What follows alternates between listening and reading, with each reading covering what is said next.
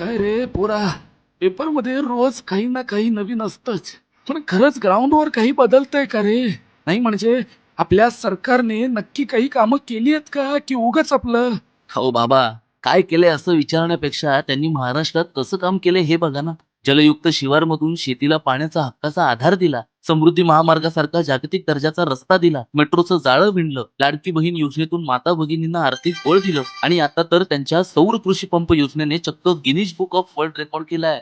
हो एवढंच कशाला, 35,000 पंपाचं लक्ष असताना सरकारने चक्क 45,911 सौर पंप बसवून दाखवलेत. बँकांसोबत करार करून या योजनेला त्यांनी कधीच निधी कमी पडू दिला नाही. त्यामुळे आता लाखो शेतकऱ्यांना दिवसा वीज मिळणार आणि शेती खऱ्या अर्थानं समृद्ध होणार. हे वर्ष जनतेला समर्पित आहे असं देवाभाऊ म्हणाले होते. आणि हे यश म्हणजे त्यांच्या याच शब्दाची प्रचिती आहे. म्हणूनच ते ठामपणे म्हणतात की महाराष्ट्र आता थांबणार नाही, तो असाच प्रगतीच्या वाटेवरती पुढे जात राहणार. खरं तर ही देवाभाऊंच्या दूरदृष्टीची पोचपावतीच आहे बाबा. केवळ स्वप्न न दाखवता ती सत्यात उतरवण्याची जिद्द त्यांच्याकडे आहे. अहो शेती, रस्ते, महिला सुरक्षा आणि पायाभूत सुविधा अशा सर्वच आघाड्यांवरती महाराष्ट्र प्रगत करणारा हा नेता म्हणजे आपली खरी ताकद आहे बाबा. म्हणूनच आज प्रत्येक जण अभिमानाने म्हणतोय, विकासाचा हा नवा चेहरा म्हणजेच आपले देवाभाऊ. जिथे देवाभाऊंची साथ आहे तिथेच महाराष्ट्राचा उत्कर्ष आहे. म्हणून तर आम्ही अभिमानाने म्हणतो ना, तुमची, आमची, भाजपा सर्वांची.